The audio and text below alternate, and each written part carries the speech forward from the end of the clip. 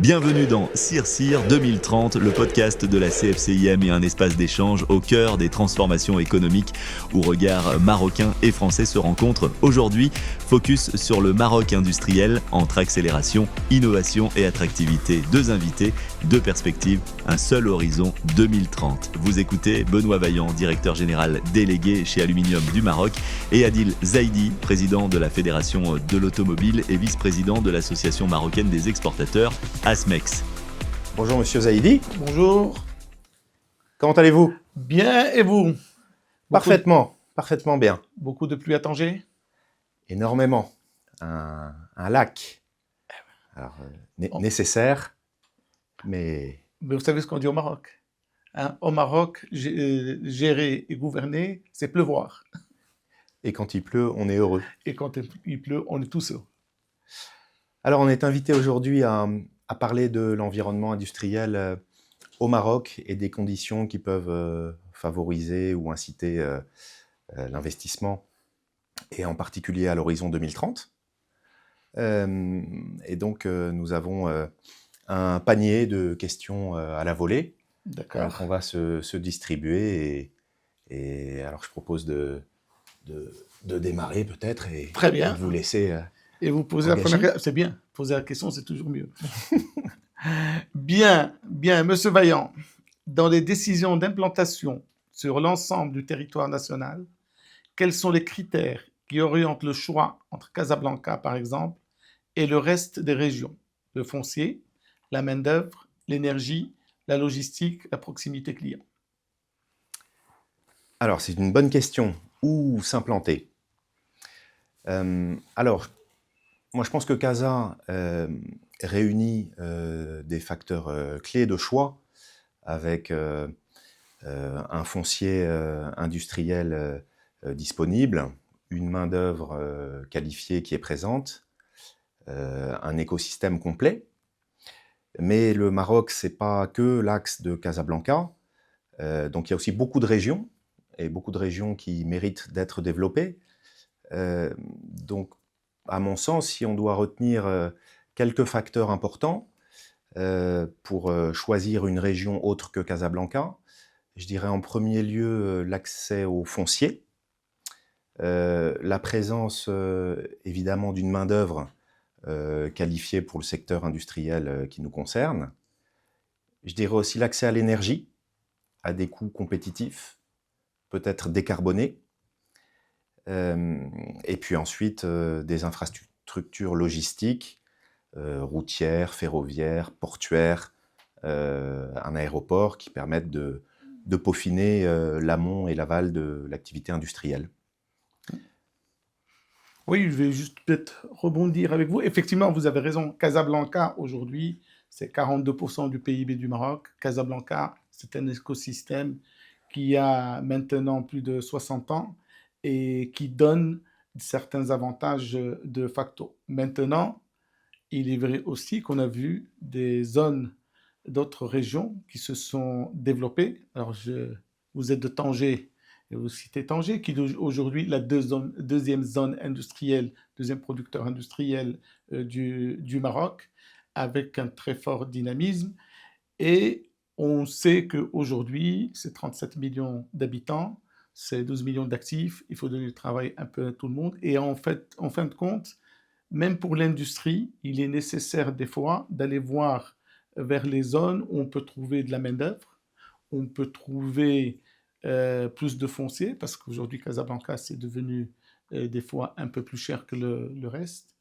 Mais je crois qu'un point important, moi en général, quand je dis pour quelles sont les raisons pour lesquelles on peut investir, aujourd'hui, le Maroc a un corridor logistique assez important, c'est-à-dire que ce qu'on a réussi à faire depuis 20 ans, c'est que le Maroc ne s'est pas simplement ouvert, c'est-à-dire on n'a pas uniquement les accès à l'international avec les ports, les aéroports et les contrats d'ALE qui ont été signés, c'est que le Maroc, dans sa structuration, depuis 20 ans, a veillé à mettre en place un ensemble de corridors logistiques qui fait que tout le monde est bien connecté et que c'est relativement facile, même à 300 km, de pouvoir produire.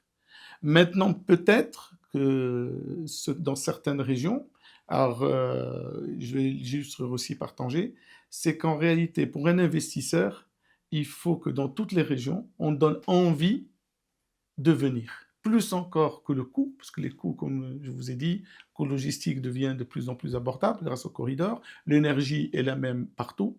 Les compétences, aujourd'hui, avec les cités de métiers, c'est en train de se mettre en place. Et l'exemple de Tanger, on a vu qu'en l'espace de 12 ans, elle est arrivée à avoir un niveau de compétences qui est tout à fait remarquable, qui est au niveau mondial. Donc je crois que le point le plus important, est-ce que je crois que c'est un message qu'on devrait passer à l'ensemble des présidents de région, c'est de dire comment donner envie. En fait, pour donner envie, ça commence par une espèce de commercialisation et de promotion de sa région. J'ai l'impression qu'il y a beaucoup de régions qui ne donnent pas assez d'importance dans cet aspect de promotion de la région. Au contraire, dans nos périples, des fois on s'aperçoit que certaines régions se sous-estiment, se plaignent de beaucoup de choses, ce qui fait que ça ne donne pas envie à un investisseur de venir s'installer. Alors que si on prend une ville comme Tanger, je vois il y a un certain dynamisme de promotion nationale et à l'international, où les gens de Tanger sont très fiers de ce qu'ils ont fait, de ce qu'ils font, et donnent envie de venir s'installer. C'est Casablanca de soi. C'est le même au niveau du Maroc. On a cet aspect. Il faut que cet aspect de promotion par l'habitant, ça commence par l'habitant. Il faut que tout citoyen, toute personne qui vit dans une région soit le premier commercial de sa région. Effectivement, donne envie d'arriver avec un facteur, si je rebondis effectivement sur ce que vous avez dit, qui est peut-être plus encore que les coûts, où on va dire ça se met et ça s'apprécie sur un degré assez proche. C'est aussi la rapidité d'industrialisation et finalement, est-ce que ça va être facile?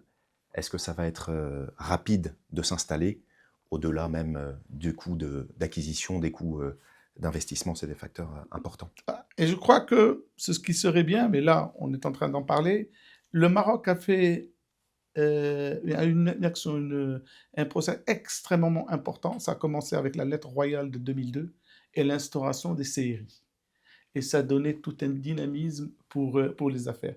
En fait, maintenant, je pense que le CRI doit se développer de centre régional d'investissement en centre régional de développement, en impliquant les élus et les hommes d'affaires du cru, de manière à faire en sorte que ce soit eux qui trouvent les moyens d'attirer et de faire en sorte que l'investissement soit le plus facile.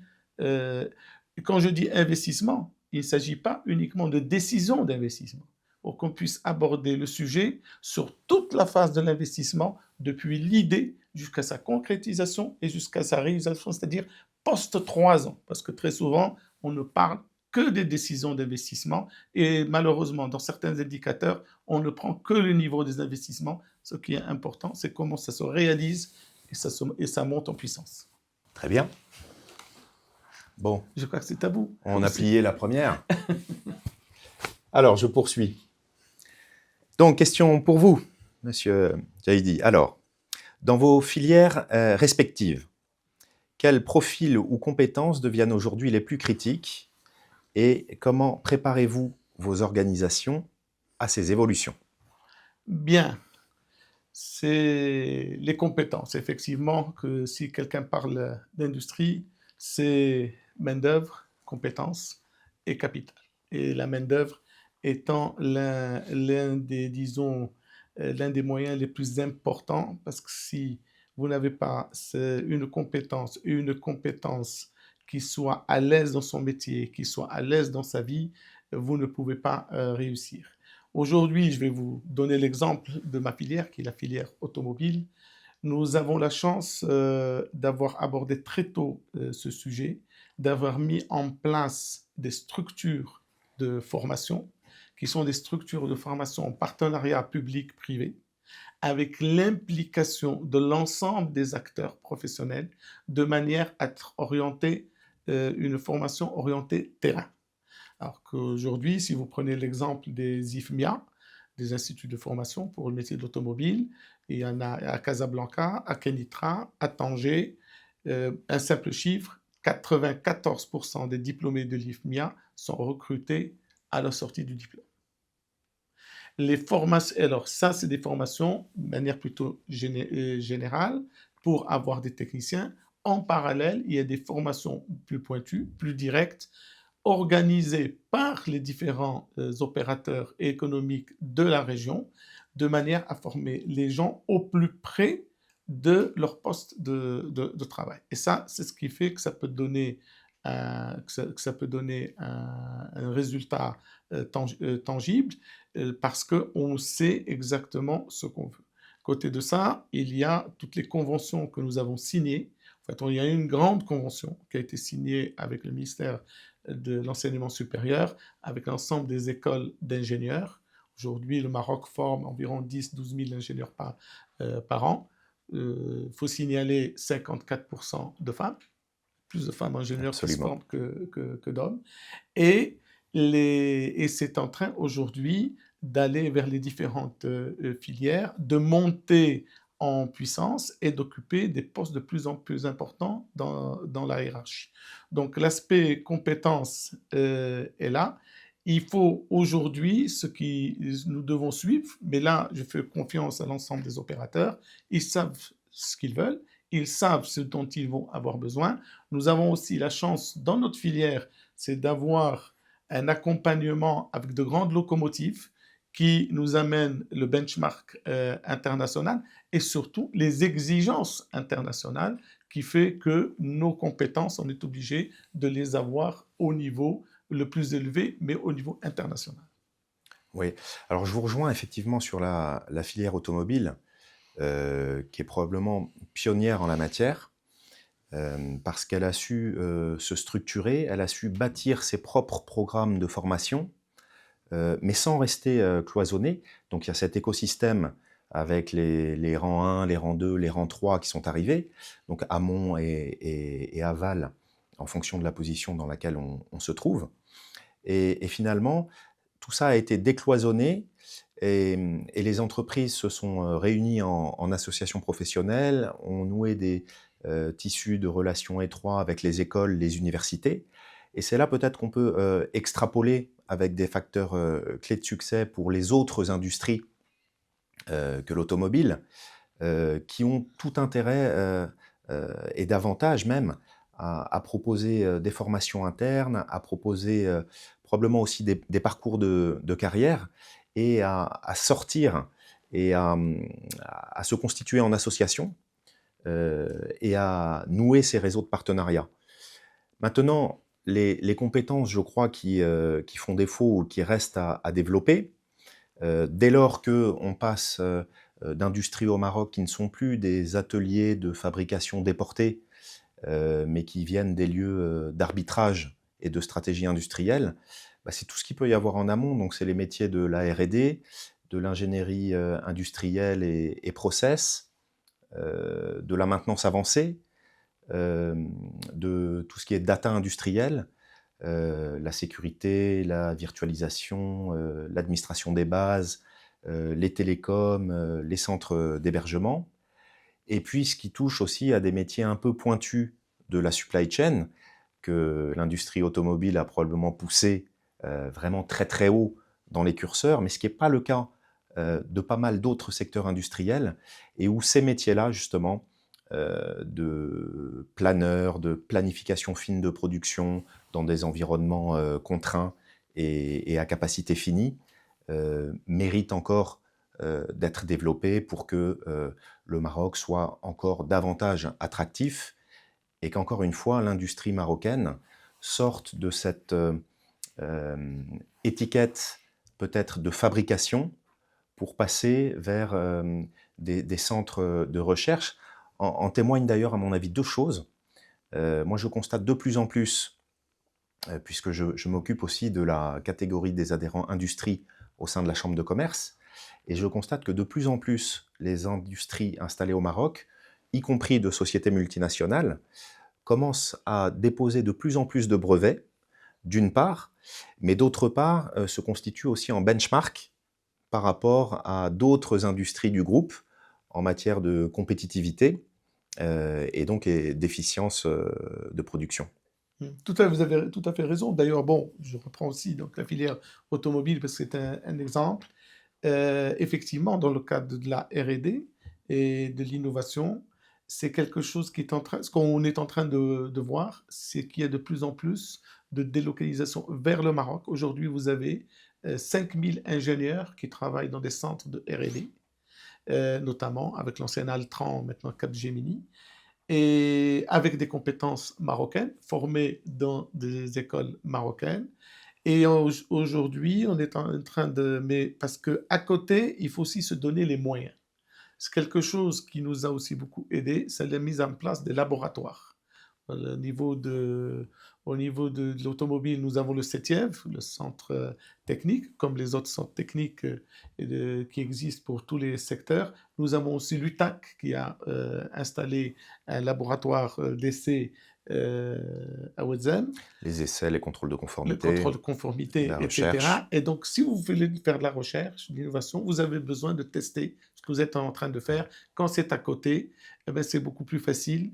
Et avec le CETIEV, il y a un accord avec une des locomotives pour avancer encore plus dans cette recherche et développement qu'on appelle le CETIEV 3.0, où le CETIEV met à la disposition des compétences, des moyens d'essai pour pouvoir avancer. Et ça, je crois... Alors, à côté de ça, par contre, nous avons besoin de développer, c'est surtout aussi tout un pan qu'aujourd'hui nous importons. C'est ce que j'appelle un peu pan de l'outillage.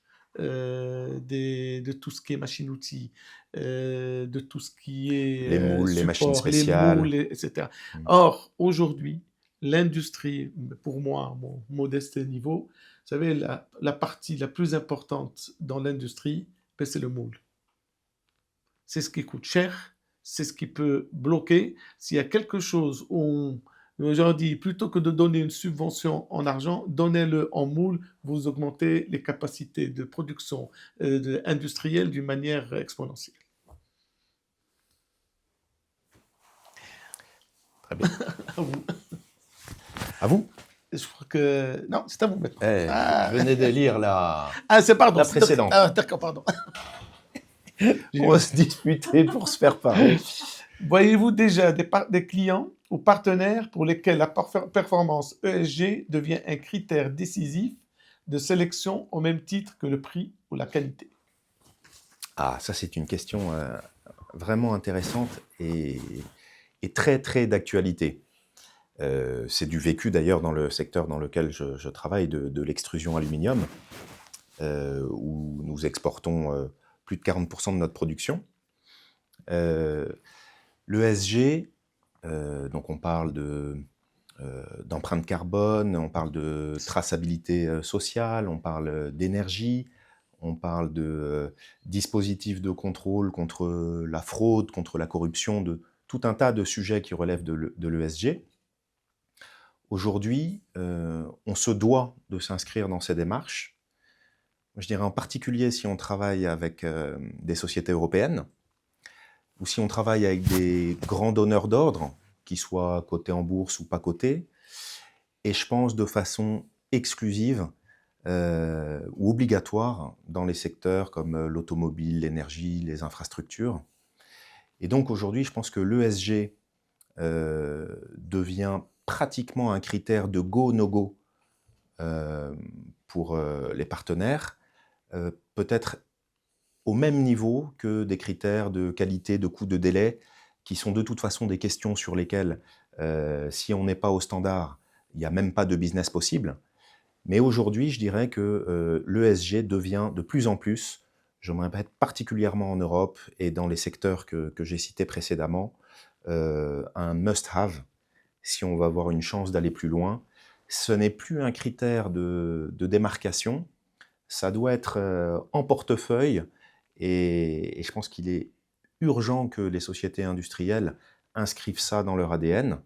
On voit la législation carbone qui a démarré au 1er janvier de cette année. Le Maroc suivra probablement avec sa propre taxe carbone. D'autres partenaires le mettront en avant.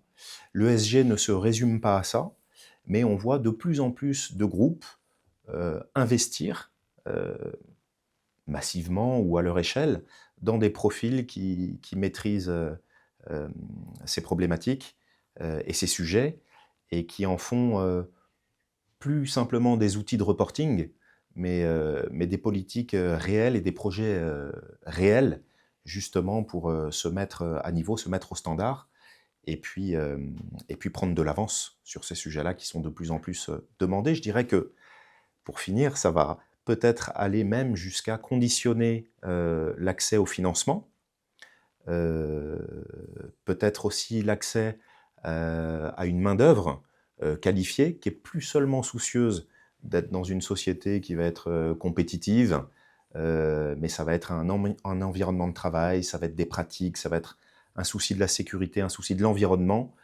C'est tout ce cadre-là qui fait qu'aujourd'hui, on peut être compétitif à l'échelle internationale et puis attirer des ressources durablement au sein de ces entreprises. Non, vous avez tout à fait raison.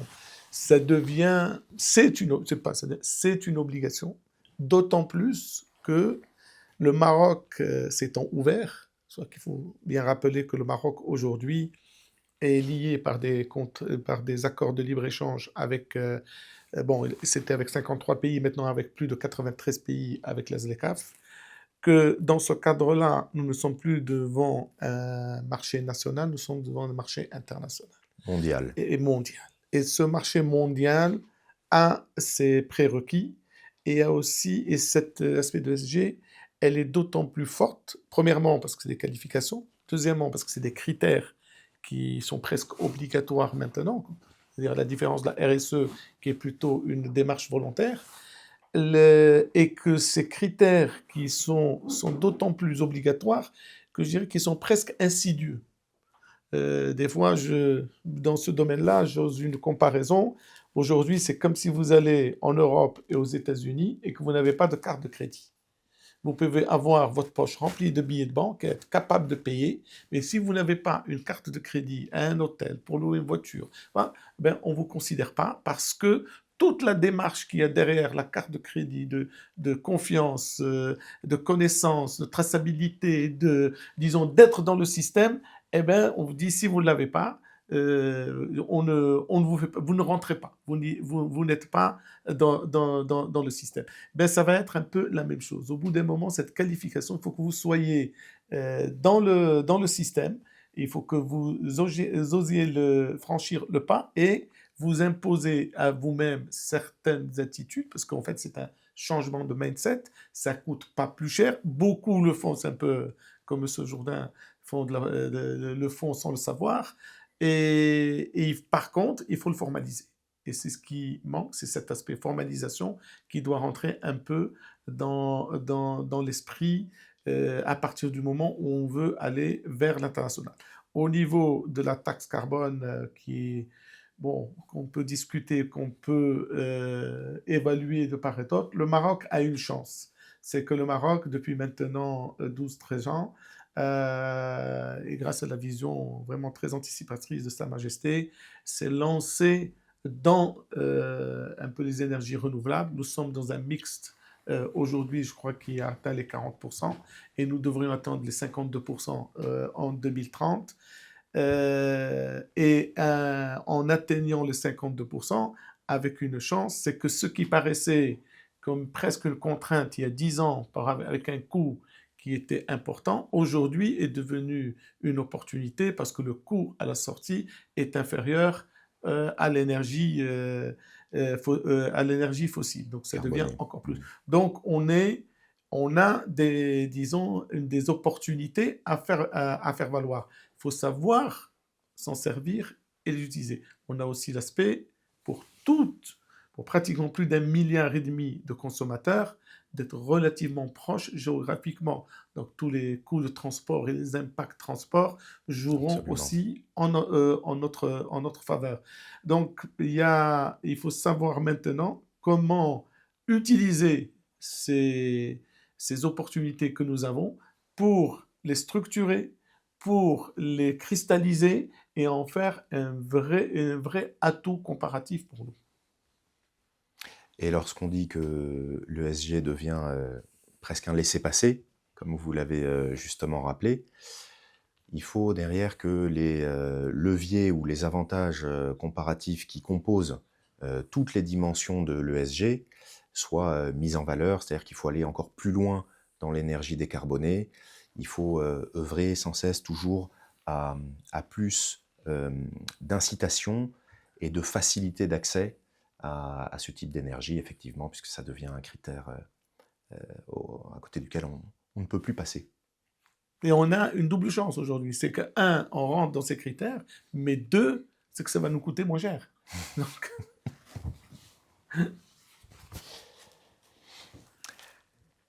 Alors, dans vos filières respectives, quelle brique de la chaîne de valeur mérite aujourd'hui d'être davantage développée localement au Maroc pour capter davantage de valeur? Donc, quelle brique de la chaîne de valeur faut-il développer davantage pour capter justement davantage de valeur? bien. Alors, aujourd'hui, je vais reprendre toujours la filière et la filière automobile. Au niveau de la filière automobile, voir juste un peu d'histoire, on a commencé par des bases de production classiques avec des écosystèmes où le principe de l'écosystème, c'était des coûts inférieurs, une logistique facilitée et de proximité et une capacité de production qui puisse monter.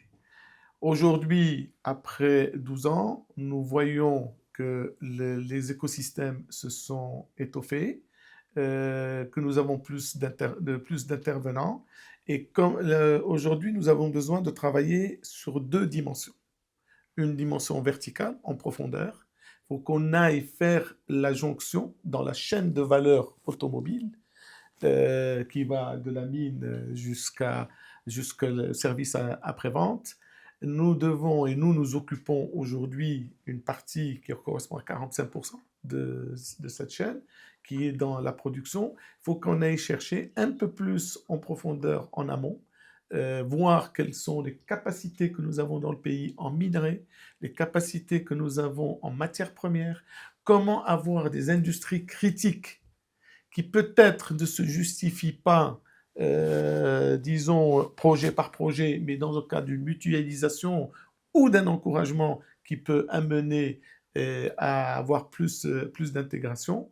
Et comment faire en sorte aussi de travailler avec les autres fédérations et les autres secteurs pour pouvoir attirer des choses où on ne se connaît pas.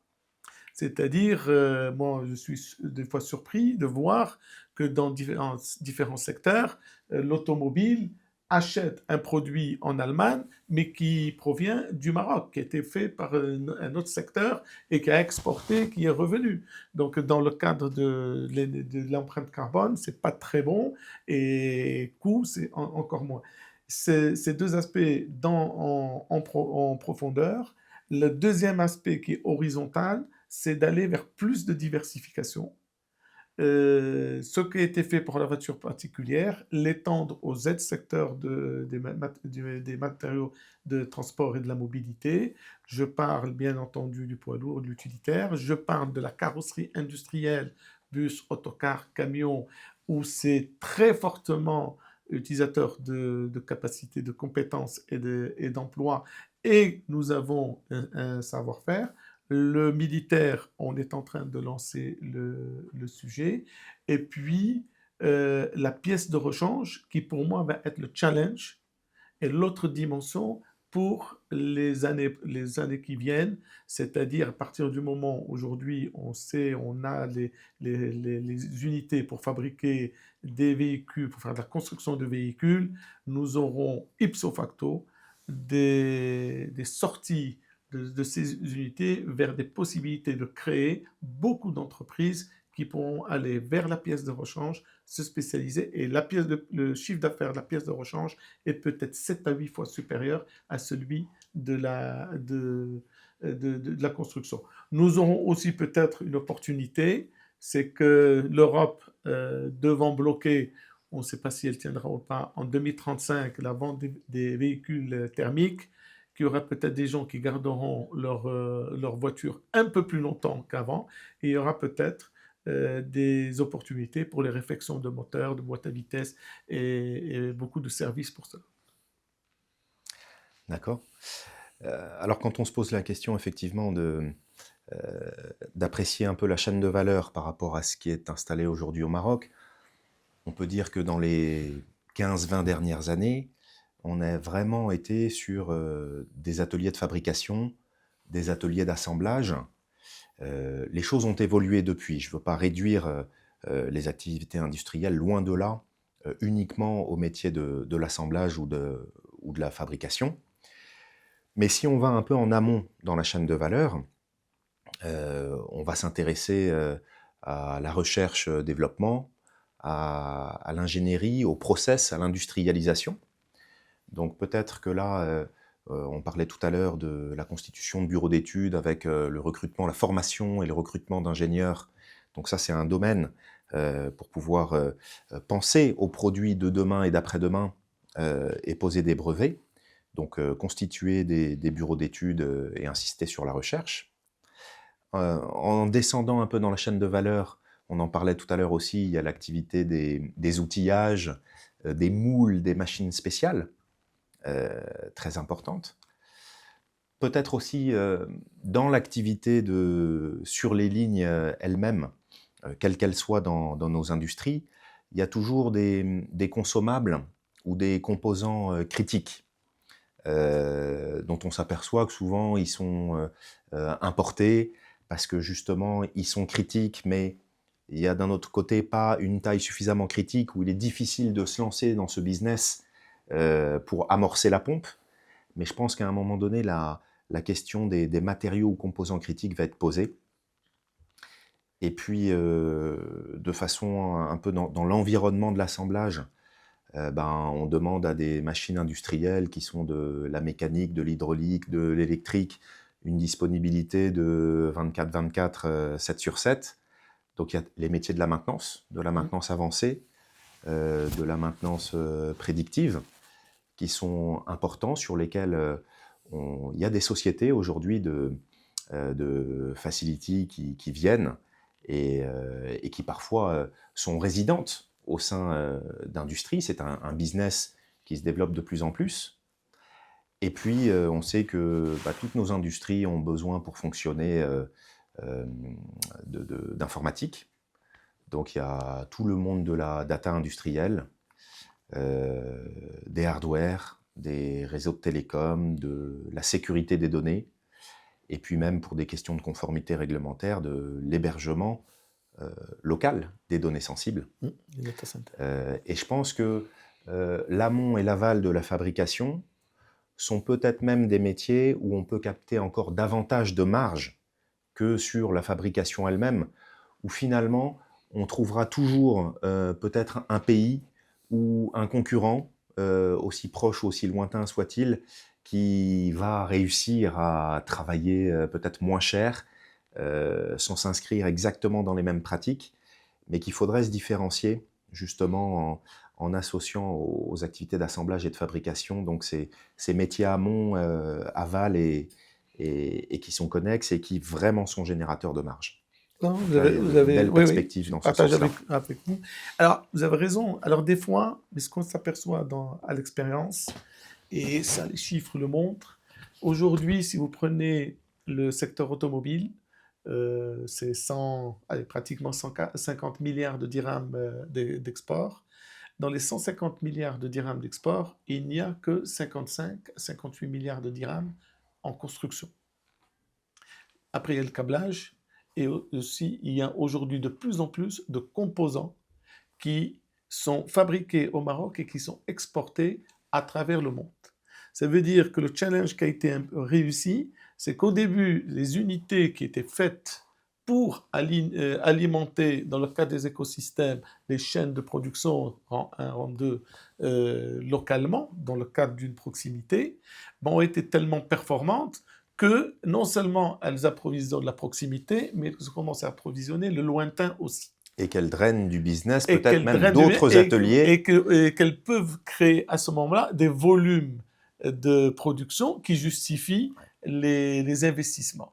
Et aujourd'hui, on voit un aspect très intéressant. Vous avez dû entendre parler des dernières statistiques du commerce extérieur. La vente de voitures a baissé en tant que construction, parce que le marché européen est un peu en berne. Par contre, la vente des composants a fortement augmenté. Donc c'est une chance pour le Maroc. Ça veut dire que la plateforme marocaine est pleinement en pleine compétitivité et qu'elle elle est en train aujourd'hui d'aller encore plus loin, que même la crise est une opportunité pour elle. Et c'est ça ce qui est intéressant, c'est que de voir qu'aujourd'hui, on change de dimension. On ne reste pas uniquement dans l'écosystème premier, on est en train de monter et on a aussi une opportunité dans ce sens. Et là aussi, je partage avec vous l'aspect, tout ce qui est aspect digital, l'avenir de la voiture, en tout cas dans notre secteur, est digital. Je crois que tous ceux qui ont pu essayer aujourd'hui une voiture hybride, une voiture électrique, on ne sait pas trop si c'est une voiture connectée ou un téléphone sur roue, quoi. C'est-à-dire tout est dans un grand écran digital et vous contrôlez toute la voiture, vous gérez toute la voiture, toutes les fonctions de la voiture à travers. Et c'est là, dans un métier où apparemment nous avons beaucoup de compétences, la preuve c'est qu'on nous les vole et qui partent. Donc c'est quelque chose où nous devons nous occuper. Un, parce que la technologie électrique n'est pas la plus difficile, peut-être moins compliquée que la technologie thermique. Par contre, c'est le digital qui va évoluer et là on a un travail à faire. C'est un appel d'air extraordinaire pour tous ceux qui sont dans le domaine pour s'inscrire dans ce développement. Je crois que c'est le futur, d'autant plus que le Maroc va avoir 3 gigafactories pour fabriquer des batteries de manière totalement intégrée, depuis la matière première. En tout cas, si l'électrique est l'avenir, nous devrions être prêts. Très bien, Monsieur Vaillant. Si un grand groupe international vous demandait aujourd'hui pourquoi implanter une usine au Maroc plutôt qu'ailleurs, que lui répondriez-vous? Alors, je dirais que d'abord, le positionnement du Maroc est exceptionnel. C'est quelque chose qui est maintenant connu sur Maroc, a très très bien communiqué, mais il y a un emplacement géostratégique qui a un accès direct avec l'Europe, pas seulement géographique d'ailleurs, mais aussi avec des accords de libre-échange qui sont quand même très très intéressants, très compétitifs. Deuxièmement avec l'Afrique, et puis troisièmement avec tout l'axe atlantique, là aussi des accords de libre-échange avec l'Amérique du Nord, même si conjoncturellement on entre dans une parenthèse où certains tarifs se mettent en place, mais je pense que si on regarde à long terme, donc premier avantage de choix pour le Maroc, l'aspect géographique, ou voire même géostratégique. Deuxième point, je pense que le Maroc offre une compétitivité industrielle qui est avérée, qui est forte. Il s'installe au Maroc, il s'est installé déjà une culture industrielle. Il y a une main-d'œuvre qui est qualifiée. Il y a des coûts qui sont benchmarkés et qui sont attractifs. En témoignent encore une fois plusieurs ateliers, plusieurs installations, plusieurs usines qui appartiennent à des grands groupes multinationaux qui comptent parfois 10, 20, 30, 40 installations dans le monde. Et le Maroc, on en parlait encore tout à l'heure, arrive à drainer des commandes qui étaient confiées avant à d'autres usines, tout simplement parce qu'il y a une vraie productivité et une vraie efficience de production, une conformité, donc une vraie qualité à ce niveau-là. Et si on devait retenir peut-être encore un autre facteur, je dirais qu'aujourd'hui, le Maroc est capable d'industrialiser rapidement. Et ça, c'est un facteur qu'il ne faut absolument pas négliger dans son arbitrage de région. Il y a une stabilité, il y a une cohérence juridique, réglementaire, économique, fiscale et des politiques gouvernementales industrielles, je pense à moyen long terme, qui est importante. Donc aujourd'hui, choisir le Maroc, c'est moins choisir un pays à bas coût qu'un pays où finalement le risque est faible et où la visibilité est bonne. Moi, j'ai envie de considérer le Maroc comme ça. En tout cas, il me semble que c'est la tournure que les choses prennent.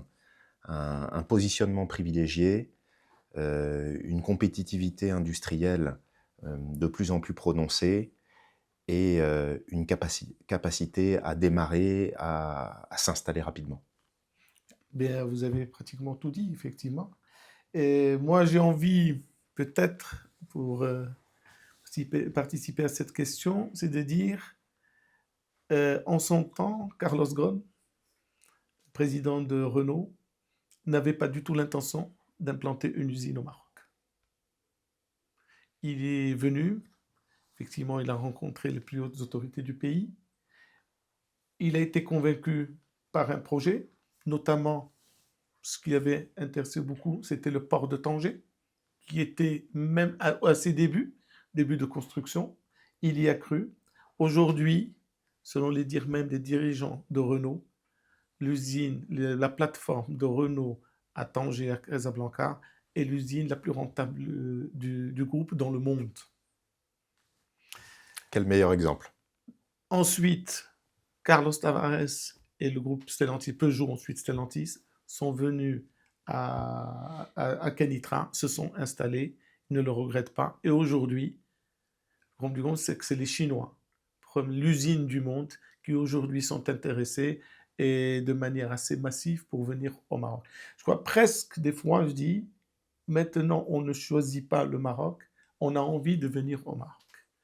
Je crois que le challenge qui a été réussi, le défi qui a été vraiment surmonté, c'est qu'on est passé de ce centre de production low cost qu'on a imaginé au début, on est passé de dimension et aujourd'hui, on a intégré l'ensemble des codes et standards industriels nécessaires pour adhérer, pour rentrer dans une chaîne de valeur internationale.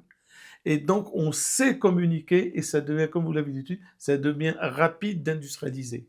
Renault, on a nécessité 12 ans, Peugeot, 5 ans. Aujourd'hui, en moins de 6 mois à 7 mois, on est capable de faire fonctionner, de faire tourner une industrie. C'est pratiquement ce que j'appelle moi le plug and play industriel aujourd'hui qui a été réussi à être développé au Maroc. Et ça, c'est grâce à cette langue industrielle que nous avons apprise et que nous dominons aujourd'hui. Et c'est ce qui fait il ne s'agit pas aujourd'hui simplement de dire on va mettre des capitaux, on va mettre de l'argent, on va mettre les moyens et on va voir une industrie automobile ou aéronautique. Il faut mettre toute l'ADN et tout, vraiment l'âme industrielle dedans. Et c'est cette âme industrielle que le Maroc a réussi à gagner. Je crois que c'est ce qui donne envie. Et tout ça vient aussi, c'est parce que c'est une construction. Ce ne sont pas des projets juxtaposés, un peu micro-ondes qu'on a amenés. Ça a été réfléchi depuis longtemps, ça a été bâti avec des infrastructures, de la logistique, de la réglementation, de la formation, de l'échange, de la conviction, de la confiance et surtout de la liberté. C'est-à-dire, on a osé ouvrir le pays. Ça n'a pas été du goût de beaucoup d'industriels locaux parce que c'était pas si évident, mais se frotter à l'international nous a appris à évoluer. On n'est pas encore arrivé. Là aussi, je mesure toujours un peu les propos. Nous avons encore beaucoup à faire et c'est ce qui est bien. On pourra ajouter 2-3 choses. C'est agréable de faire du business au Maroc. Les gens sont hyper hospitaliers, on mange bien, le climat est agréable, le pays est très varié. Ça compte aussi. Il y a faire du business, être efficace dans son métier, et puis il y a tout l'environnement. Et ça, je pense que le Maroc a des gros avantages en la matière. On a envie de venir. On a envie de venir. C'était CIRCR 2030, podcast de la CFCIM. Merci de nous avoir écoutés. N'hésitez pas à laisser un commentaire sur nos plateformes Spotify, SoundCloud, Deezer et YouTube. On se retrouve très bientôt pour le prochain épisode.